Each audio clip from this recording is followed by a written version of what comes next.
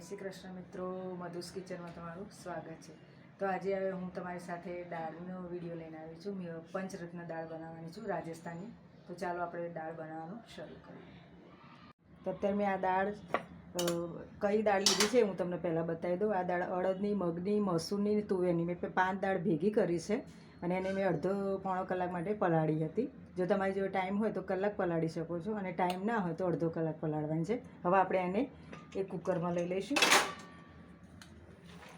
અત્યારે મેં અડધો બાઉલ લીધો છે અને એ ફૂલી અને એની ક્વોન્ટિટી વધી ગઈ છે કે 1 બાઉલ જેટલી થઈ છે।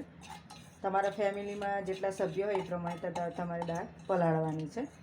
અત્યારે મેં અડધો બાઉલ લીધો હતો પણ તમે જોઈ શકો તો ફૂલી અને એની ક્વોન્ટિટી થોડી વધી ગઈ છે એટલે 1 બાઉલ જેટલી થઈ છે। હવે આપણે એની અંદર 1.5 ગ્લાસ જેટલું પાણી એડ કરીશું। આને પહેલાં આપણે બાફવાની છે।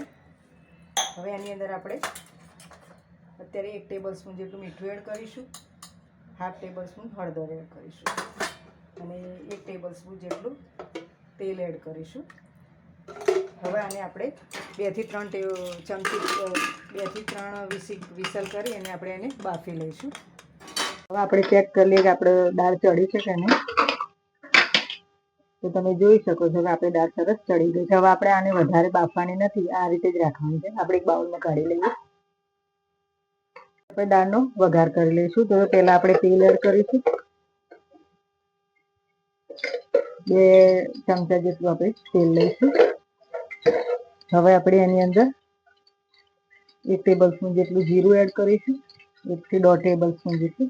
આ નાની ચમચી છે એટલે 1.5 ટેબલ સ્પૂન નાખું છું અને 1 ચમચી રાઈ નાખું છું। રાઈ અને જીરું થોડું તતડી જાય પછી આપણે એની અંદર હિંગ એડ કરીશું, ½ ટેબલ સ્પૂન જેટલી। એક અત્યારે મેં લાલ મરચું લીધું છે એ પણ એડ કરી દઈશું અને આદુ, મરચાં અને લસણને મેં પેસ્ટ બનાવી રાખી છે એ પણ આપણે એડ કરી દઈશું અને આપણે સાંતળી લઈશું। આદુ, મરચાં, લસણનો કાચો સ્વાદ ના રહે એ માટે આપણે એને 2 મિનિટ માટે સાંતળી દઈશું। હવે આપણે એની અંદર મેં ડુંગળી લીધી છે એક ના, એ એડ કરી દઈશું અને આ ડુંગળીને થોડી આપણે સાંતળવા દઈશું। 1 ટામેટું લીધું છે એ પણ એડ કરી દઈશું અને ટામેટાને જલ્દી ચડી જાય એ માટે આપણે થોડું અડધું ટેબલ સ્પૂન જેટલું મીઠું એડ કરીશું, વધારે નહીં, અત્યારે નાખીએ, આગળ પછી આપણે નાખીશું। ટામેટાને થોડું ચડવા દઈશું।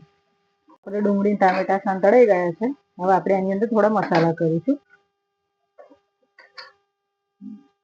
એ 2 ટેબલ સ્પૂન જેટલી લાલ મરચું એડ કરીશું, કારણ કે આપણે લીલા મરચાં એડ કર્યા છે એટલે આપણે વધારે નહીં નાખવાનું ને ½ ટેબલ સ્પૂન જેટલી હળદર એડ કરીશું, કારણ કે મેં બાફવામાં પણ હળદર નાખી છે અને આપણે હવે એને મિક્સ કરી દઈશું।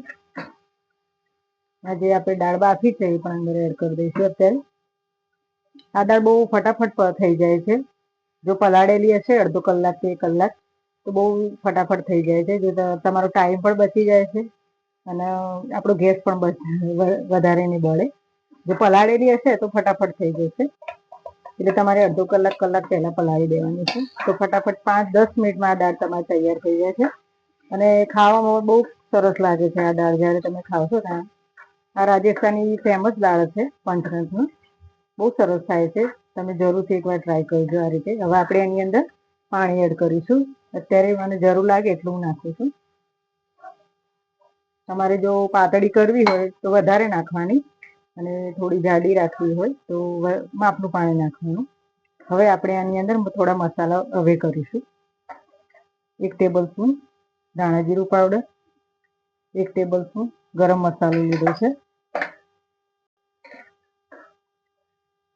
તમારે દાળ ચેક કરી લેવાનું આમાં મીઠું મરચું કેવું બરાબર છે કે નહીં, પછી આપણે ઓછું લાગશે તો આપણે ફરીથી નાખીશું। હવે આને થોડી વાર આપણે ચડવા દઈશું અને પછી આની ઉપરનું જે સ્પેશિયલ વઘાર થાય છે એ આપણે પછી કરીશું, થોડી ઉકળવા દઈશું।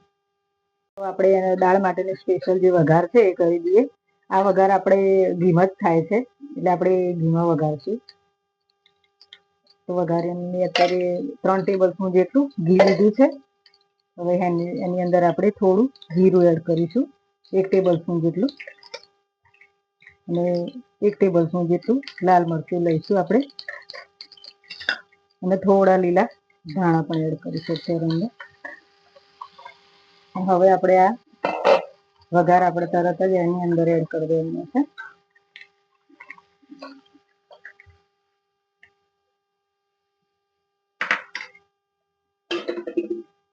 તમે જોઈ શકો છો કેટલો સરસ દાળનો કલર આવ્યો છે. આ દાળ એટલી સરસ લાગે છે ને ખાવામાં, તમે એકવાર જરૂર ટ્રાય કરજો. જો તમારા ઘરમાં નહીં ખાતા હોય ને દાળ મિક્સ તો પણ ખાતા થઈ જશે. આ તમે એકવાર જરૂર ટ્રાય કરજો. હવે આપણે આને સર્વ કરી દઈશું. તો તમે જોઈ શકો છો મિત્રો કે મારી દાળ તૈયાર થઈ ગઈ પંચરત્ન. આ રાજસ્થાની દાળ છે. રાજસ્થાનમાં આ દાળ બહુ ફેમસ છે, એટલે મેં આજે તમારા માટે એનો સ્પેશિયલ વિડીયો બનાવ્યો છે.